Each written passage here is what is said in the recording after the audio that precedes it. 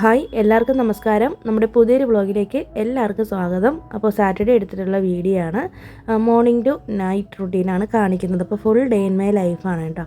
അപ്പോൾ ക്ലീനിങ്ങും കുറച്ച് മോട്ടിവേഷനും കാര്യങ്ങളൊക്കെ എന്ന് പറയുന്നുണ്ട്.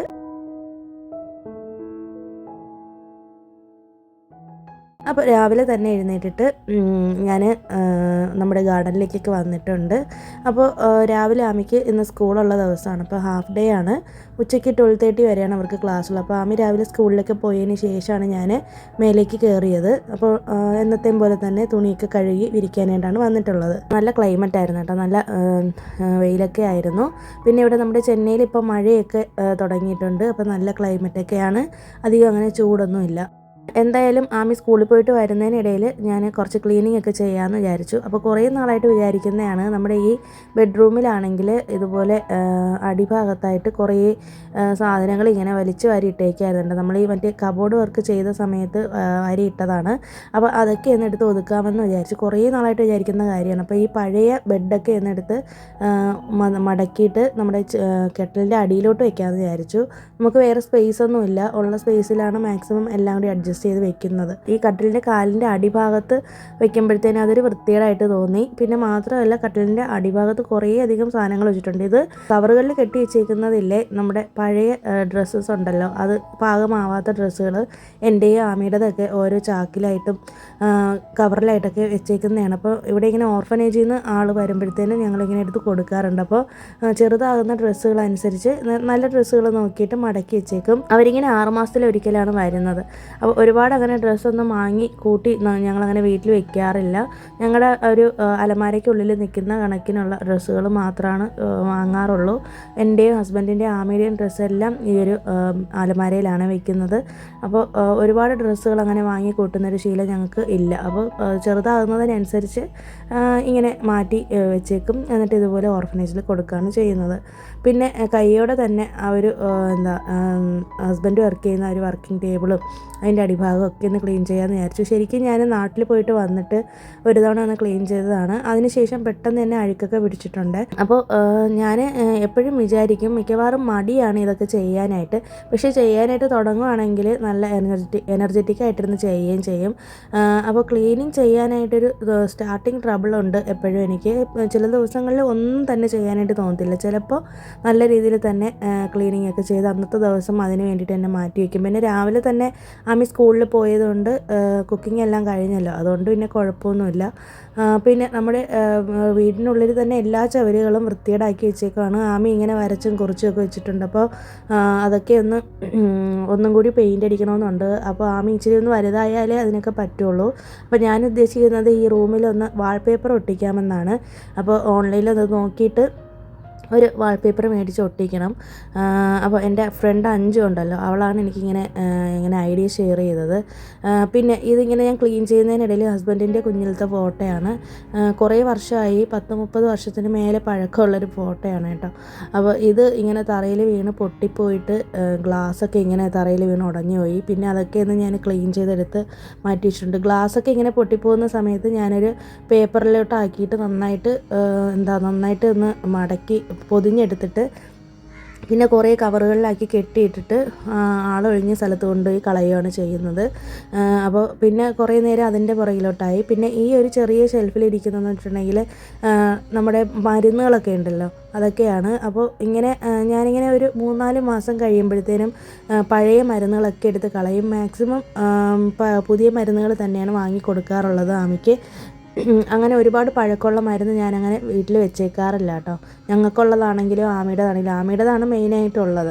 അപ്പോൾ ഇതുപോലെ മരുന്നൊക്കെ നിങ്ങളുടെ കയ്യിൽ ഇങ്ങനെ ഉണ്ടെന്നുണ്ടെങ്കിൽ കുട്ടികൾക്കൊക്കെ അസുഖം വരുമ്പോൾ ഡോക്ടറിനെ ഒന്നും കൂടി കാണിച്ചിട്ട് വേണം മരുന്ന് കൊടുക്കാനായിട്ട്. അല്ലാതെ പഴയ മരുന്ന്, ഇരിക്കുന്ന മരുന്ന് തന്നെ എടുത്ത് കൊടുക്കരുത്. അപ്പോൾ എന്നോട് ഡോക്ടർ പറഞ്ഞ കാര്യമാണ്, പഴയ മരുന്ന് കൊടുത്താൽ വീണ്ടും അസുഖം കൂടുകയുള്ളൂ എന്ന്.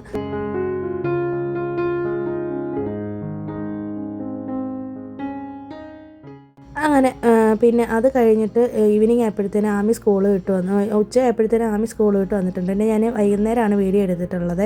അപ്പോൾ വൈകുന്നേരം ഹസ്ബൻഡ് പുറത്ത് പോയിട്ട് വന്നപ്പോഴത്തേക്കും ഇതുപോലെ കുറച്ച് ചീരയും തൈരും പപ്പടമൊക്കെ മേടിച്ചുകൊണ്ട് വന്നു. അപ്പോൾ വൈകുന്നേരത്തെ ഒരു സ്നാക്കിന് വേണ്ടിയിട്ട് ഞാൻ പഴംപൊരി ഉണ്ടാക്കാമെന്ന് വിചാരിച്ചു. അതിന് വേണ്ടിയിട്ട് കുറച്ച് മൈദയും പഞ്ചസാരയും ഒരു നുള്ളു ഉപ്പും മഞ്ഞൾപ്പൊടിയും കുറച്ച് ബേക്കിംഗ് സോഡയും കൂടെ ഇട്ടിട്ട് ഒന്ന് നന്നായിട്ടൊന്ന് കുഴച്ചെടുക്കുന്നുണ്ട്. അപ്പോൾ എല്ലാവർക്കും അറിയാമെന്നുള്ള കാര്യമാണല്ലോ, അതുകൊണ്ടാണ് ഞാനിങ്ങനെ സ്പീഡിന് കാണിക്കുന്നത്. അപ്പോൾ പഴംപൊരി ആമിക്ക് ഭയങ്കര ഇഷ്ടമാണ്. ആമി ഇങ്ങനെ ഏത്തപ്പഴം അല്ലാതെ കൊടുത്താൽ കഴിക്കത്തില്ല. ഒന്നുകിൽ അതൊന്ന് ചെറുതായിട്ടൊന്ന് നെയ്യിലിട്ട് വഴറ്റി കൊടുക്കണം, ഇല്ലാന്നുണ്ടെങ്കിൽ ഇതുപോലെ കൊടുത്താലാണ് കഴിക്കുന്നത്. പഴംപൊരി നല്ല ഇഷ്ടമാണ്. ഏത് സമയത്ത് നമ്മൾ പഴംപൊരി ഉണ്ടാക്കി കൊടുത്താലേ അവൾ കഴിച്ചോളും. അപ്പോൾ അതുകൊണ്ട് ഏത്തമ്പഴം മേടിക്കുമ്പോഴത്തേനും ഇങ്ങനെ തന്നെയാണ് ചെയ്യുന്നത്. അങ്ങനെ ഞാൻ പഴംപൊരിക്ക് വേണ്ടിയുള്ള മാവൊക്കെ ഒന്ന് മിക്സ് ചെയ്തെടുക്കുന്നുണ്ട്. അപ്പോൾ നമ്മുടെ കുട്ടികൾക്ക് ഇഷ്ടമുള്ള കാര്യങ്ങൾ അമ്മമാർക്ക് പ്രത്യേകിച്ചും ചെയ്തു കൊടുക്കാനായിട്ട് ഒരു പ്രത്യേക താല്പര്യവും ഒരു സന്തോഷമൊക്കെ ആണല്ലേ. അവളെ ഞാൻ മാക്സിമം എല്ലാ ഫുഡും കഴിപ്പിക്കാനാണ് നോക്കുന്നത്. അല്ലാതെ അവൾക്ക് വേണ്ടിയിട്ട് സെപ്പറേറ്റ് ആയിട്ട് ഇന്നതേ കഴിക്കൂ അല്ലെങ്കിൽ ഇതേ കൊടുക്കൂ അങ്ങനെയൊന്നും ഇല്ല കേട്ടോ. നമ്മൾ കുഞ്ഞിലേ തൊട്ട് ആമി അങ്ങനെ തന്നെയാണ് ഞാൻ ശീലിപ്പിച്ചിട്ടുള്ളത്. ആമി ഒന്ന് 6 മാസമായി ഫുഡൊക്കെ കഴിക്കാനായിട്ട് തുടങ്ങിയ സമയം മുതൽ നമ്മുടെ വീട്ടിലുണ്ടാക്കുന്ന ഭക്ഷണങ്ങൾ തന്നെയാണ് കൊടുത്ത് ശീലിപ്പിച്ചിട്ടുള്ളത്. അല്ലാതെ പ്രത്യേകിച്ച് സ്പെഷ്യൽ ഫുഡുകളോ അല്ലെങ്കിൽ ബേബി ഫുഡ് പുറത്തുനിന്നുള്ള ഫുഡ് അതൊന്നും ഞാനങ്ങനെ കൊടുത്തിട്ടില്ല. അതുകൊണ്ട് തന്നെ ആമി നമ്മൾ വീട്ടിലുണ്ടാക്കുന്ന ഏത് ഭക്ഷണവും കഴിച്ചോളും.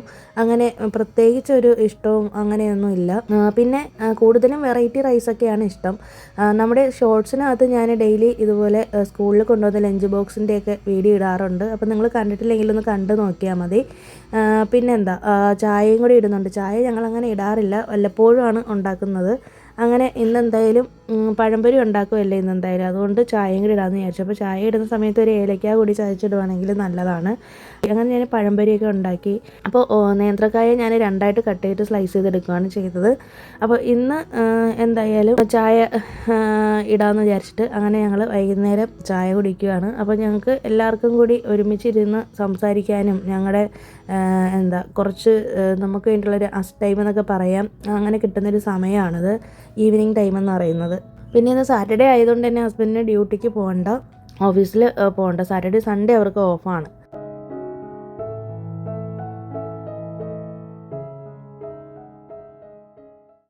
അങ്ങനെ ഞാൻ ചായ കുടിയൊക്കെ കഴിഞ്ഞതിന് ശേഷം പിന്നെ കുറച്ച് ഇഞ്ചിയും വെളുത്തുള്ളിയൊക്കെ ഒന്ന് പൊളിച്ച് വെക്കാനായിട്ടുണ്ടായിരുന്നു.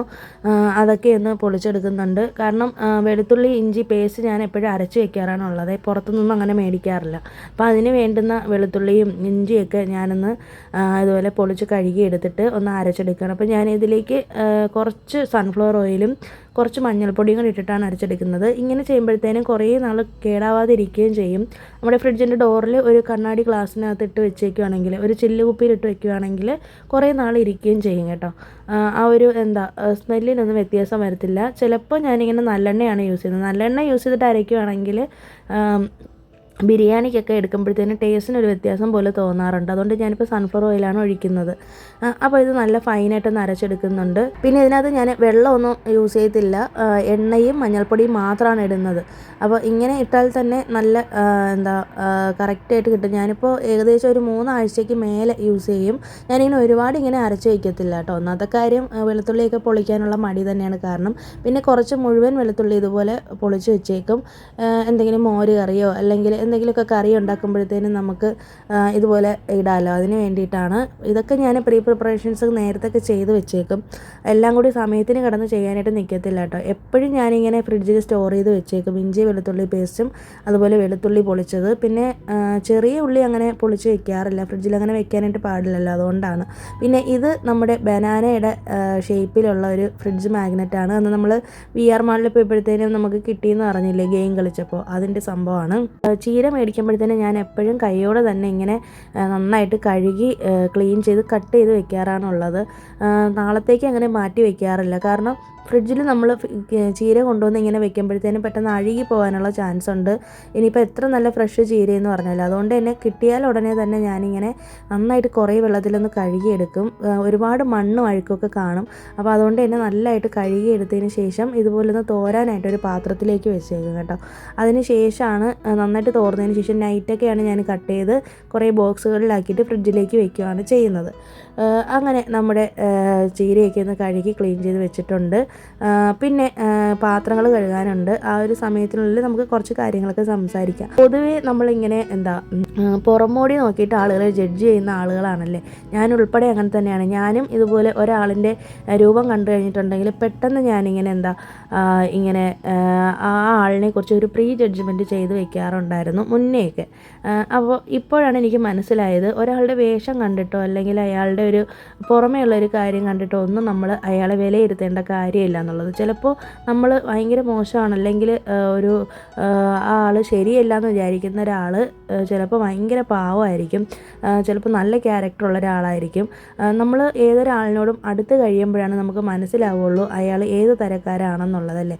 അപ്പോൾ പിന്നെ വേറൊരു സംഭവം എന്ന് വെച്ചിട്ടുണ്ടെങ്കിൽ, ഇപ്പോൾ നമ്മളെക്കുറിച്ച് തന്നെ ഒരാൾ വേറൊരാളോട് പോയി പറയുവാണ്, മോശമായിട്ട് പറയുമ്പോഴത്തേനും ആ വ്യക്തി എന്തായാലും വിശ്വസിക്കുകയില്ലേ. അപ്പം ഞാനും അങ്ങനെയൊക്കെ എനിക്കും അങ്ങനെ അബദ്ധങ്ങളൊക്കെ പറ്റിയിട്ടുണ്ടായിരുന്നു. ആരെങ്കിലുമൊക്കെ വന്ന് ആരെങ്കിലും കുറിച്ച് പറയുമ്പോൾ ഞാനത് വിശ്വസിച്ച് പോയിട്ടുണ്ട്. അത് വെച്ചിട്ട് ഞാൻ ആ വ്യക്തിയെ ജഡ്ജ് ചെയ്ത് ചിലപ്പോൾ മിണ്ടാതെ തന്നെ ഇരുന്നിട്ടുമുണ്ട്. പക്ഷേ അങ്ങനെയൊന്നും നമ്മൾ ഒരിക്കലും ചെയ്യാൻ പാടില്ല എന്നുള്ളത് ഞാൻ മനസ്സിലാക്കിയൊരു കാര്യമാണ്. നമുക്ക് ഒരാളോട് എന്തെങ്കിലും ഒരു കാര്യം പറയാനോ വിരോധം എന്തെങ്കിലും ഉണ്ടെങ്കിൽ നമ്മളത് അവരോട് നേരിട്ട് തന്നെ പറയുക. അല്ലാതെ വേറൊരാളിനോട് പറഞ്ഞ് മറ്റൊരാളിനോട് പറയാൻ നിൽക്കുകയോ അല്ലെങ്കിൽ വേറൊരാളിൻ്റെ അഭിപ്രായം കേട്ടിട്ട് മറ്റൊരാളിനെ ജഡ്ജ് ചെയ്യാൻ നിൽക്കുകയോ ഒന്നും ചെയ്യാനായിട്ട് പാടില്ല കേട്ടോ. അത് ഞാൻ എൻ്റെ അനുഭവത്തിലൂടെ പഠിച്ചിട്ടുള്ള കാര്യമാണ്. പല ആളുകളും നല്ലതാണെന്ന് വിചാരിച്ചിട്ടുള്ള ആളുകളൊക്കെ ചില സമയത്തൊക്കെ നമ്മൾ അവരുടെ റിയൽ ആയിട്ടുള്ള ക്യാരക്ടർ മനസ്സിലാക്കിയിട്ടുമുണ്ട്. നമ്മളോടൊപ്പം നിൽക്കുമെന്ന് പറഞ്ഞിട്ട് നമ്മളെ വിശ്വസിപ്പിച്ചിട്ട് നമുക്ക് എന്തെങ്കിലും ഒരു നല്ല കാര്യം വരുമ്പോഴോ അല്ലെങ്കിൽ ഒരു മോശം കാര്യം വരുമ്പോഴോ നമ്മളെ വിട്ട് പോകുന്ന ആൾക്കാരും അങ്ങനെയും എൻ്റെ ലൈഫിൽ കുറേ ഉണ്ടായിട്ടുണ്ട്. പിന്നെ മെയിനായിട്ട് ഫ്രണ്ട്ഷിപ്പിന് വാല്യൂ കൊടുക്കുന്ന ഒരാളാണ് ഞാൻ. അപ്പോൾ ഞാനിങ്ങനെ എൻ്റെ അടുത്തൊരു 3 വർഷം മുന്നേ ചോദിച്ചിട്ടുണ്ടെങ്കിൽ എൻ്റെ ബെസ്റ്റ് ഫ്രണ്ട്സിൻ്റെ ലിസ്റ്റിൽ കുറേ പേര് ഉണ്ടായിരിക്കും. കുറേ ആളുകൾ അവരെയൊക്കെ ഞാൻ ബെസ്റ്റ് ഫ്രണ്ടായിട്ടാണ് കണ്ടിട്ടുള്ളത്. പക്ഷേ ഒരിക്കലും അവർക്ക് അങ്ങനെ ഒരു ഇത് നമ്മളോടില്ലാന്ന് മനസ്സിലാക്കി എടുക്കാനായിട്ട് എനിക്ക് കുറേ വർഷങ്ങൾ വേണ്ടി വന്നു. അപ്പോൾ അങ്ങനെ ഒരിക്കലും നമ്മൾ ആരെയും കണ്ണടച്ച് വിശ്വസിക്കാനും പാടില്ല. നമ്മൾ എല്ലാവരെയും സ്നേഹിക്കുന്നത് പോലെ നമ്മളെ ഇങ്ങോട്ട് സ്നേഹിക്കണമെന്നില്ല. അതുകൊണ്ട് ഞാനിപ്പോൾ വളരെയധികം സൂക്ഷിച്ചും കണ്ടും മാത്രമാണ് ആളുകളോട് സംസാരിക്കാറുള്ളൂ. അപ്പോൾ ഞാനിതിന് മുന്നത്തെ ഒരു വീഡിയോയിൽ ഇങ്ങനെ പറഞ്ഞിട്ടുണ്ടായിരുന്നു, എനിക്കിങ്ങനെ ചെന്നൈയിൽ നിൽക്കാനാണ് ഇഷ്ടം, നാട്ടിൽ പോകാനായിട്ട് ഇഷ്ടമില്ലയെന്ന്. അതിൻ്റെ ഒരു റീസൺ എന്നൊക്കെ പറയുന്നത് ഇതൊക്കെ തന്നെ ആയിരിക്കാം. ആളുകളിൽ നിന്ന് നമുക്ക് ഒരു മോശമായിട്ടുള്ളൊരു അനുഭവം അല്ലെങ്കിൽ നമ്മളെ മനസ്സിലാക്കുന്നില്ല, നമ്മൾ അവരെ എത്ര ആത്മാർത്ഥമായിട്ട് സ്നേഹിച്ചാലും അവർക്ക് നമ്മളോട് അങ്ങനെ ഒരു ഇതില്ല എന്നൊക്കെ തോന്നി തുടങ്ങിയ സമയത്താണ് ഞാൻ ആലോചിക്കുന്നത്, നമ്മളിവിടെ ഒറ്റയ്ക്കാണെങ്കിൽ പോലും നമുക്ക് സന്തോഷമാണ്, സമാധാനമാണ്, നമ്മളാരും ചതിക്കാനില്ല, അങ്ങനെയൊക്കെ എനിക്ക് തോന്നി തുടങ്ങി. അതിന് ശേഷമാണ് ഞാൻ ഈ ചെന്നൈ ഇഷ്ടപ്പെടാനായിട്ട് തുടങ്ങിയത്. പിന്നെ ഈ പറഞ്ഞതുപോലെ തന്നെ സൈലൻ്റ് ആയിട്ടിരിക്കാനും എനിക്ക് ഭയങ്കര ഇഷ്ടമാണ്. എന്ന് കരുതി നാട്ടിൽ പോകാൻ ഇഷ്ടമില്ലയെന്നോ അല്ലെങ്കിൽ നാട്ടുകാരെയൊന്നും ഇഷ്ടമില്ല എന്നുള്ള രീതിയിലല്ല ഞാനന്ന് പറഞ്ഞത്. എല്ലാം ഇഷ്ടമാണ്. പക്ഷേ നമ്മൾ കുറേ നാളുകൾക്ക് ശേഷം നാട്ടിൽ പോകുമ്പോഴത്തേനും നമുക്ക് കിട്ടുന്നൊരു സ്നേഹവും പരിഗണനയും അത് വേറൊന്നു തന്നെയാണ്. നമ്മൾ ചിലപ്പോൾ എപ്പോഴും എല്ലാവരുടെയും സ്വഭാവം ഒരുപോലെ ഇരുന്നെന്ന് വരത്തില്ലല്ലേ. പലപ്പോഴും പല ആളുകളും നമ്മളെ വേദനിപ്പിക്കുകയും പിന്നെ ചെറിയ കാര്യങ്ങൾക്ക് ഞാൻ വിഷമിക്കുന്ന ഒരാളാണ്. അതെൻ്റെ ഒരു മോശം സ്വഭാവമാണ്. ഭയങ്കരമായിട്ട് ഇമോഷണലി ബ്രേക്ക് ഡൗൺ ആവുന്ന ഒരാളാണ്. അതുകൊണ്ട് തന്നെ ആയിരിക്കണം എനിക്കിപ്പോൾ അങ്ങനെ അധികം ഒരുപാട് ആളുകളോട് ഫേസ് ചെയ്യാനും ആളുകളുമായിട്ട് കുറേ അധികം അങ്ങനെ സംസാരിച്ചിരിക്കാനൊന്നും എനിക്ക് പറ്റത്തില്ല കേട്ടോ. അപ്പോൾ ഞാനിത് ജസ്റ്റ് പറഞ്ഞതേ ഉള്ളൂ. അപ്പോൾ നിങ്ങളും ഇതുപോലെ മറ്റൊരാൾ പറയുന്നത് കേട്ടിട്ട് ഒരാളിനെയും ജഡ്ജ് ചെയ്യാനോ അല്ലെങ്കിൽ അവരുടെ കാര്യങ്ങളിൽ അങ്ങനെ ഒരു തെറ്റിദ്ധാരണ ഉണ്ടാക്കുവാനോ ഒന്നും പാടില്ല. എന്തെങ്കിലും പറയാനുണ്ടെങ്കിൽ സ്ട്രെയിറ്റ് ആയിട്ട് പറയുക, അത് അവിടെ വെച്ച് സ്റ്റോപ്പ് ചെയ്യുക എന്നുള്ളതാണ് എനിക്ക് പറയാനുള്ളത്. അപ്പോൾ ഇതിനിടയിൽ നമ്മുടെ കുറേ കാര്യങ്ങൾ ഞാൻ ചെയ്തിട്ടുണ്ടായിരുന്നു. ഞാൻ പാത്രമൊക്കെ കഴുകി പിന്നെ ചീര കട്ട് ചെയ്തിട്ടുണ്ടായിരുന്ന ബാലൻസ് വന്നിട്ടുള്ള ഒരു ചീരത്തണ്ടില്ലേ, അതൊക്കെ കൊണ്ടുവന്ന് ടെറസിൻ്റെ മേലെ കൊണ്ടുവന്ന് ചെടികളിലേക്ക് ഊന്നി വെച്ചിട്ടുണ്ട്. പിന്നെ അപ്പത്തിന് അരച്ചിട്ടുണ്ടായിരുന്നു. ഞാനിതിന് മുന്നേ കുറേ വ്ളോഗുകളിൽ അപ്പത്തിൻ്റെ മാവ് ഉണ്ടാക്കുന്നതിൻ്റെയൊക്കെ ഷെയർ ചെയ്തിട്ടുള്ളതാണ് കേട്ടോ. അതുകൊണ്ടാണ് ഡീറ്റെയിൽഡ് ആയിട്ടൊന്നും പറയാത്തത്. ഈസ്റ്റും കൂടി ഇട്ടിട്ടൊക്കെയാണ് ഞാൻ അരച്ചത് അപ്പത്തിൻ്റെ മാവ്. പിന്നെ അതിന് ശേഷം മേലെ വന്നു, ചെടികൾക്ക് വെള്ളം ഒഴിച്ചു, താഴെ വന്നിട്ട് വിളക്കൊക്കെ ഒന്ന് കൊളുത്തി. പിന്നെ ചീര ഞാൻ കഴുകി വെച്ചിട്ടുണ്ടായിരുന്നതൊക്കെ കട്ട് ചെയ്തൊക്കെ എടുത്തു. പിന്നെ ഇതിനിടയിൽ അപ്പത്തിൻ്റെ മാവ് അരച്ച സമയത്ത് തന്നെ മിക്സിയുടെ ജാറൊക്കെ ഒന്ന് കഴുകി മിക്സി ഒന്ന് ക്ലീൻ ചെയ്തു. അപ്പോൾ ഇത്രയൊക്കെയാണ് ഇന്നത്തെ വീഡിയോയിലെ വിശേഷങ്ങൾ. ഈ ഒരു വീഡിയോ നിങ്ങൾക്ക് ഇഷ്ടമായെന്ന് വിശ്വസിക്കുന്നു. പുതിയൊരു വീഡിയോ ഇട്ട് നമുക്ക് വീണ്ടും കാണാം. അതുവരേക്കും എല്ലാവർക്കും ബൈ. Thanks for watching.